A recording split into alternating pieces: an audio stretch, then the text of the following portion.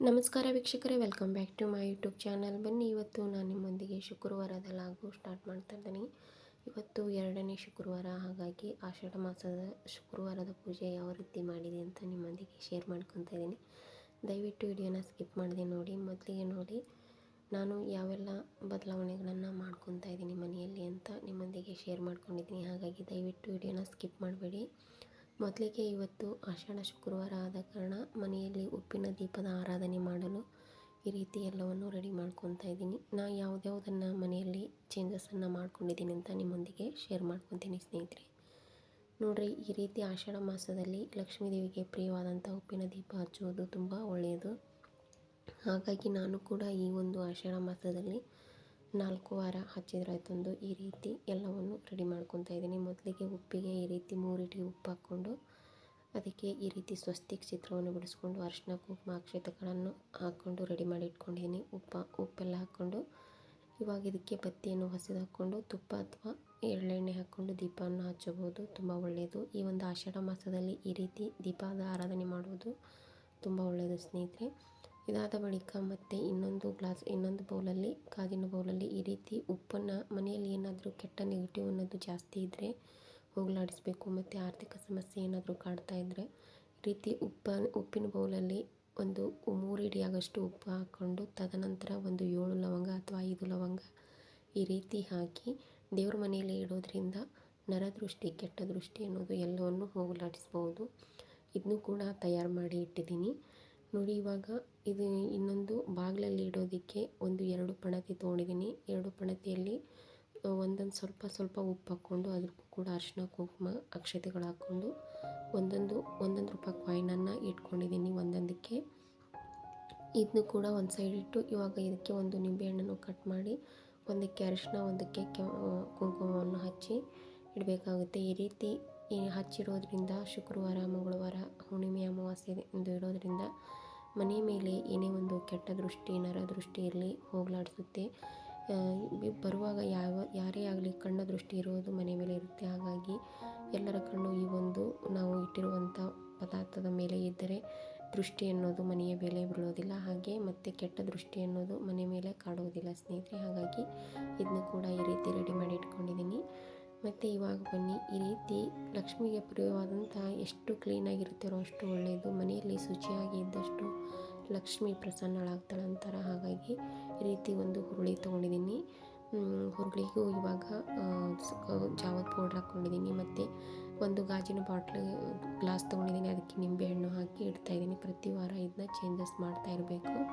ಇವಾಗ ಇದಕ್ಕೆ ಒಂದು ಹುರುಳಿಗೆ ಒಂದು ಸ್ವಲ್ಪ ಹೂಗಳನ್ನು ಹಾಕ್ಕೊಂಡು ಅಲಂಕಾರ ಮಾಡಿ ಇಟ್ಕೊತಾ ಇದ್ದೀನಿ. ಯಾಕಂದರೆ ಎಲ್ಲವನ್ನು ರೆಡಿ ಮಾಡಿ ತೋರಿಸ್ತಾ ಇದ್ದೀನಿ. ಒಂದೊಂದಾಗಿ ತೋರಿಸೋದಕ್ಕಿಂತ ಎಲ್ಲವನ್ನು ಒಟ್ಟಿಗೆ ಇಟ್ಟು ನಿಮ್ಮೊಂದಿಗೆ ಶೇರ್ ಮಾಡ್ತಾ ಇದ್ದೀನಿ ಸ್ನೇಹಿತರೆ. ಹಾಗಾಗಿ ನಿಮ್ಮೆಲ್ಲರಿಗೂ ಯೂಸ್ ಆಗುತ್ತೆ ಅಂತ ಈ ಒಂದು ವಿಡಿಯೋನ ಶೇರ್ ಮಾಡ್ತಾ ಇದ್ದೀನಿ ನೋಡಿ. ಇವಾಗ ಎಲ್ಲವನ್ನು ತಯಾರು ಮಾಡಿದ್ದೀನಿ. ಹೇಗಿದೆ ಅಂತ ನೋಡ್ಕೊಳ್ಳಿ. ನೋಡಿ, ತುಪ್ಪದ ದೀಪ ಮತ್ತು ಹುರುಳಿ, ನಿಂಬೆಹಣ್ಣಿಂದು, ಉಪ್ಪಿಂದು ಎಲ್ಲವನ್ನು ತೋರಿಸಿದ್ದೀನಿ ಸ್ನೇಹಿತರೆ ಯಾವ ರೀತಿ ಅಂತ. ಇವಾಗ ಬನ್ನಿ, ದೇವಿಗೆ ಪೂಜೆ ಎಲ್ಲ ಮಾಡಿ ಅಲಂಕಾರ ಮಾಡಿದ್ದೀನಿ. ಇವಾಗ ದೀಪ ಹಚ್ಚಿ ನೈವೇದ್ಯಕ್ಕೆ ರೆಡಿ ಮಾಡ್ಕೋಬೇಕು. ಹಾಗಾಗಿ ಎಲ್ಲವನ್ನು ರೆಡಿ ಮಾಡ್ತಾಯಿದ್ದೀನಿ. ಇವತ್ತು ದೇವರ ನೈವೇದ್ಯಕ್ಕೆ ಎಂದು ಕೇಸರಿ ಬಾತು ಮಾಡ್ತಾಯಿದ್ದೀನಿ. ಸರಳವಾಗಿ ತಿಳಿಸ್ಕೊಡ್ತಾ ಇದ್ದೀನಿ ಸ್ನೇಹಿತರೆ.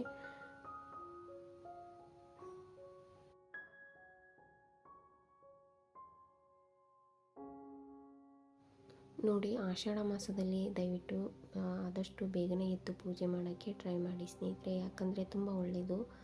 ಈ ಒಂದು ಆಷಾಢ ಮಾಸದಲ್ಲಿ ನಾವೇನೋ ಒಂದು ಕೋರಿಕೆಗಳನ್ನು ದೇವರ ಮುಂದೆ ಇಟ್ಟರೆ ಬಹುಬೇಗನೆ ಆಶೆ ಅನ್ನೋದು ಈಡೇರುತ್ತೆ ಅಂತಲೇ ಹೇಳ್ತಾರೆ ನೋಡಿ. ಇವಾಗ ಬಾಗಿಲಲ್ಲೆಲ್ಲ ರಂಗೋಲಿ ಎಲ್ಲ ಬಿಟ್ಟು ಪೂಜೆಗೆಲ್ಲ ಅಲಂಕಾರ ಮಾಡ್ಕೊಂಡಿದ್ದೀನಿ. ಇದಾದ ಬಳಿಕ ದೀಪವನ್ನು ಹೊಸ್ತಿಲಿಗೆ ಇಡ್ತಾಯಿದ್ದೀನಿ ಸ್ನೇಹಿತರೆ. ಹೊಸ್ತಿಲಿಗೆ ದೀಪವನ್ನು ಪ್ರತಿ ಶುಕ್ರವಾರ, ಮಂಗಳವಾರ ಇಡುವುದರಿಂದ ತುಂಬ ಒಳ್ಳೆಯದು ಸ್ನೇಹಿತರೆ. ಹಾಗಾಗಿ ಶುಕ್ರವಾರ, ಮಂಗಳವಾರ ಈ ರೀತಿ ನಾನು ದೀಪದ ಆರಾಧನೆಯನ್ನು ಹೊಸ್ತಿಲಿಗೆ ಮಾಡ್ತೀನಿ. ಇದಾದ ಬಳಿಕ ನಿಮಗೆ ತೋರಿಸಿದ್ನಲ್ಲ, ನಿಂಬೆಹಣ್ಣು ಕಟ್ ಮಾಡಿ ಉಪ್ಪು ಈ ರೀತಿ ಇಡೋದ್ರಿಂದ ದೃಷ್ಟಿ ದೋಷ ಅನ್ನೋದು ನಿವಾರಣೆ ಆಗುತ್ತೆ. ನಿಮಗೆ ಮತ್ತೊಂದು ವಿಡಿಯೋದಲ್ಲಿ ಯಾವುದಕ್ಕೆ ಯೂಸ್ ಆಗುತ್ತೆ ಅನ್ನೋದನ್ನು ಮತ್ತೊಂದು ವಿಡಿಯೋದಲ್ಲಿ ಹೇಳ್ತೀನಿ. ವಿಡಿಯೋ ಲಾಂಗ್ ಆಗೋದಕ್ಕೆ ನಾನಿವತ್ತು ಶುಕ್ರವಾರ ಆದ ಕಾರಣ ಪೂಜೆಗೆ ಯಾವ ರೀತಿನ ತಯಾರು ಮಾಡಿಕೊಂಡೆ ಅಂತ ತೋರಿಸ್ತಾ ಇದ್ದೀನಿ. ಈ ರೀತಿ 3 ಸಲ ಮನೆ ಬಾಗಿಲಿಗೆ ಹೊಸ್ತಿಲಿಗೆ ಇಳೆ ತೆಗಿಬೇಕು. ಇಳೆ ತೆಗೆದು ತದನಂತರ ನಾವು ಮಾಡಿಟ್ಟಿರುವಂಥ ಕೆಂಪು ನಿಂಬೆಹಣ್ಣು ಮತ್ತು ಅರಿಶಿಣದ ನಿಂಬೆಹಣ್ಣನ್ನು 2 ಭಾಗ ಮಾಡಿರ್ತೀವಲ್ಲ, ಅರಿಶಿಣದ್ದು ಬಲಭಾಗಕ್ಕೆ ಇಡಬೇಕು, ಕೆಂಪುದು ಎಡಭಾಗಕ್ಕೆ ಇಡಬೇಕು. ಈ ರೀತಿ ಎರಡವನ್ನು ಇಟ್ಟು ತದನಂತರ ಮನೆಯೊಳಗೆ ಇವಾಗ ನಾವು ಪ್ರವೇಶ ಮಾಡಬೇಕು. ನಮ್ಮ ಮನೆಯಲ್ಲಿರುವಂಥ ಏನೇ ಒಂದು ಕೆಟ್ಟ ದೃಷ್ಟಿ, ನರದೃಷ್ಟಿ ಇರಲಿ, ಎಲ್ಲವೂ ಪರಿಹಾರ ಆಗಲಿ ಅಂತ ಬೇಡಿಕೊಂಡು ಪ್ರವೇಶ ಮಾಡಬೇಕು. ಇದಾದ ಬಳಿಕ ಇವಾಗ ಪ್ರಸಾದಕ್ಕೆ ಅಂತ ಕೇಸರಿ ಬಾತು ಮಾಡ್ತಾಯಿದ್ದೀನಿ. ದೇವಿಗೆ ಪ್ರಿಯವಾದಂಥ ಹೆಸರುಬೇಳೆ ಪಾಯಸ, ಗೋಧಿಯಲ್ಲಿ ಮಾಡಿರುವಂಥ ಪಾಯಸ ತುಂಬ ಇಷ್ಟ. ಹಾಗಾಗಿ ಹಾಲು ಪಾಯಸ ಯಾವುದಾಗುತ್ತೆ ಅದು ನಿಮ್ಮ ಶಕ್ತಿ ಅನುಸಾರವಾಗಿ ಒಂದು ಪಾಯಸವನ್ನು ಮಾಡಿ ದೇವಿಗೆ ಈ ಒಂದು ಆಷಾಢ ಮಾಸದಲ್ಲಿ ನೈವೇದ್ಯ ಮಾಡುವುದು ತುಂಬ ಒಳ್ಳೆಯದು ಸ್ನೇಹಿತರೆ.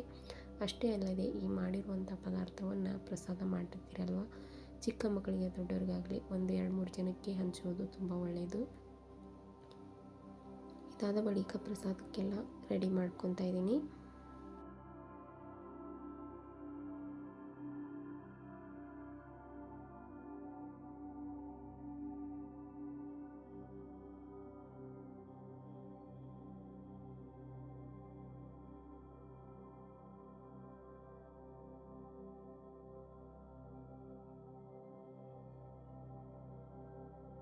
ಇವಾಗ ನೋಡ್ರಿ ಪ್ರಸಾದ ಎಲ್ಲ ತಯಾರಾಯಿತು. ಇವಾಗ ಪ್ರಸಾದನ ದೇವರಿಗೆ ನೈವೇದ್ಯಕ್ಕೆ ರೆಡಿ ಮಾಡಿ ಇಟ್ಕೊಂಡು ಇವಾಗ ಮತ್ತೆ ಕೆಂಡವನ್ನು ರೆಡಿ ಮಾಡ್ಕೋಬೇಕು. ಕೆಂಡ ಪ್ರತಿ ಶುಕ್ರವಾರ ಮಂಗಳವಾರ ಕೆಂಡ ಸುಡೋದ್ರಿಂದ ಮನೆಯಲ್ಲಿ ತುಂಬ ಒಳ್ಳೆಯದು ಸ್ನೇಹಿತರೆ. ಸಾಂಬ್ರಾಣಿ ಹಾಕಿ ಧೂಪ ದೀಪ ಎಷ್ಟು ನಾವು ಶುಕ್ರವಾರ ಮಂಗಳವಾರ ತೋರಿಸ್ತೀವೋ ಪಾಸಿಟಿವ್ ಎನರ್ಜಿ ತುಂಬ ಚೆನ್ನಾಗಿರುತ್ತೆ, ಮನೆಯಲ್ಲಿ ಮೈಂಡ್ ಚೆನ್ನಾಗಿರುತ್ತೆ, ಪ್ರಶಾಂತವಾದ ವಾತಾವರಣ ಇರುತ್ತೆ. ಹಾಗಾಗಿ ಈ ರೀತಿ ನಾವು ತೆಂಗಿನಕಾಯಿ ತಂದಿರ್ತೀವಲ್ಲ, ತೆಂಗಿನಕಾಯಿ ಚಿಪ್ಪನ್ನು ವೇಸ್ಟ್ ಮಾಡಿ ಬಿಸಾಕೋ ಬದಲು ಈ ರೀತಿ ಅದನ್ನ ಸುಟ್ಟು ಅದರಿಂದ ಸಾಂಬ್ರಾಣಿ ಹಾಕೋದ್ರಿಂದ ತುಂಬ ಒಳ್ಳೆಯದು. ನಾವು ಸಣ್ಣ ಸಣ್ಣ ಧೂಪಗಳ ಸ್ಟಿಕ್ ತರ್ತೀವಲ್ಲ, ಅದು ತುಂಬ ಕೆಮಿಕಲ್ ಆಗಿರುತ್ತೆ.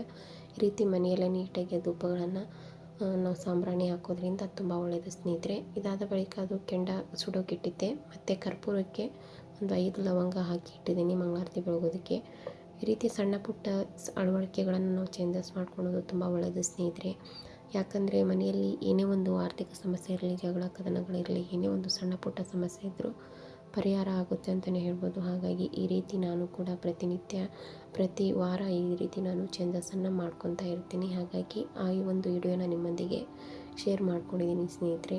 ನೋಡ್ಕೊತಿದ್ದೀರಲ್ಲ, ನೈವೇದ್ಯಕ್ಕೂ ಎಲ್ಲನೂ ತಯಾರು ಮಾಡಿ ಇಟ್ಕೊಂಡಿದ್ದೀನಿ. ಇವಾಗ ನಾವು ಇವತ್ತು ಉಪ್ಪಿನ ದೀಪದ ಆರಾಧನೆ ಮಾಡಬೇಕು ಅಂದ್ಕೊಂಡಿದ್ದಲ್ಲ, ಮೊದಲಿಗೆ 2 ದೀಪದ ನಾರ್ಮಲ್ ನಾವು ಹಚ್ಚುವಂಥ ದೀಪವನ್ನು ಹಚ್ಚಿಡಬೇಕು. ಇದಾದ ಬಳಿಕ ಲಕ್ಷ್ಮಿಗೆ ಬೇಡಿಕೊಂಡು ನೀವು ಎಷ್ಟು ವಾರ ಉಪ್ಪಿನ ದೀಪದ ಆರಾಧನೆಯನ್ನು ಮಾಡ್ತೀರಿ ಅಂತ ಅಂದ್ಕೊಂಡು ಅಷ್ಟು ಸಂಕಲ್ಪ ಮಾಡಿಕೊಂಡು ತದನಂತರ ದೇವಿಗೆ ಉಪ್ಪಿನ ದೀಪದ ಆರಾಧನೆಯನ್ನು ದೇವಿಗೆ ಮುಖ ಮಾಡಿ ಈ ಒಂದು ದೀಪದ ಆರಾಧನೆಯನ್ನು ಮಾಡಬೇಕಾಗುತ್ತೆ. ಮತ್ತು ಈ ಒಂದು ದೀಪದ ಆರಾಧನೆಯನ್ನು ನೀವು ಶುಕ್ರವಾರ ಮಾಡಿದ್ದೀರಾ ಅಂತಂದರೆ ಯಾವ ವಾರ ಕದಲಿಸ್ಬೇಕು, ಇದನ್ನು ಏನು ಮಾಡಬೇಕು ಉಪ್ಪು ಅಂತಲೂ ಹೇಳ್ತೀನಿ ಸ್ನೇಹಿತರೆ. ನೀವು ಇವತ್ತು ಹಚ್ಚಿದ ದೀಪವನ್ನು ನೀವು ಮಾರೋದಿನ ಶನಿವಾರ ಅಥವಾ ಭಾನುವಾರ ಆದರೂ ತೆಗಿಬೋದು. ಶನಿವಾರ ತೆಗೆದ್ರು ಇದನ್ನ ನೀವು ಯಾವ ರೀತಿ ಮಾಡಬೇಕು ಈ ಒಂದು ಉಪ್ಪನ್ನು ಅಂತಂದ್ರೆ, ಉಪ್ಪನ್ನು ನೀವು ಗಿಡಕ್ಕಾಗಲಿ, ತೆಂಗಿನ ಗಿಡಕ್ಕಾಗಲಿ ಅಥವಾ ಗಿಡಗಳಿಗಾಗಲಿ ಅಥವಾ ಹರಿಯೋ ನೀರಿಗಾಗಲಿ ಹಾಕ್ಬೋದು. ಇಲ್ಲಾಂದರೆ ಅದು ಯಾವುದು ನಿಮ್ಮ ಅಕ್ಕಪಕ್ಕದಲ್ಲಿ ಇಲ್ಲ ಅಂದರೆ ಸಿಂಕಲ್ಲಿ ಇದನ್ನು ನೀರಲ್ಲಿ ಉಪ್ಪನ್ನು ನೆನೆಸಿ ತದನಂತರ ಸಿಂಕಿಗೆ ಹಾಕಿ ಬಿಡೋದ್ರಿಂದ ಏನೇ ಒಂದು ನೆಗೆಟಿವ್ ಅನ್ನೋದು ಮನೆಯಲ್ಲಿ ಇದ್ದರೂ ಹೋಗಲಾಡಿಸ್ಕೊಳ್ಳುತ್ತೆ ಸ್ನೇಹಿತರೆ. ಹಾಗಾಗಿ ನೋಡಿ, ಇವಾಗ ನೈವೇದ್ಯ ಎಲ್ಲ ಆಯಿತು, ಪೂಜೆನೂ ಮಾಡ್ತಾಯಿದ್ದೀನಿ.